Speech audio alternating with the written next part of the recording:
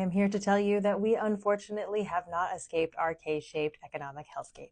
First, for our billionaire class, Trump's family has once again expanded its crypto efforts. Stock buybacks just hit $1 trillion in 2025. Also, apparently communism is fine when Republicans do it after they bought a 10% stake in Intel for the federal government, using dollars that were originally part of the Biden CHIPS Act, by the way.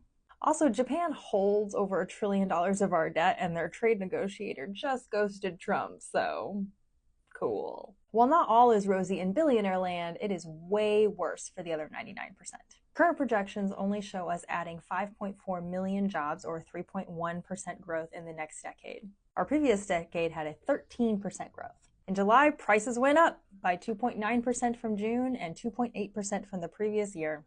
Down. We're supposed to be going down. But prices aren't going to be going down because, as I keep saying, Trump decided to get rid of the de minimis exception. This is on all packages under $800 coming from international sources direct to consumers. Most carriers, especially USPS, were not really prepared to get rid of de minimis, and so the shipping industry in general is in chaos. So if you think that's not going to result in shipping delays across the board, no matter where it's coming from, or from higher prices generally, you're mistaken. 58% of consumers surveyed from May through July of 2025 say that they will cut back on their spending. This was 53% in the very height of inflation in 2022.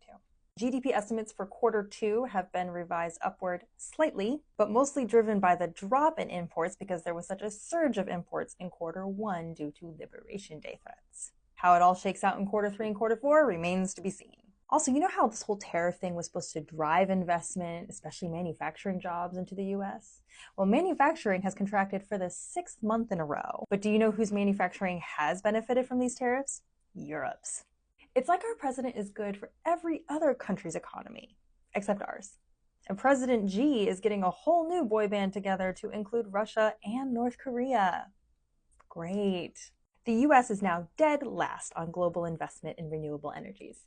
If you're watching this on September 2nd, I will be going live tonight at 9 p.m. on the Politics of Being Black podcast. You'll get to hear more of my snark on our economic policy. Also, Mexico's trade envoys are meeting with House Ways and Means Committee this week, and I will consequently be talking to Kurt and Jose Luis from the Soberania podcast about Mexican politics and economics. That's going to be Thursday at 2 p.m. Eastern on my Substack. In conclusion, say it with me, we need to tax the rich, raise the minimum wage, and ban stock buybacks with federal dollars. Hope to see you on these lives, and stay tuned.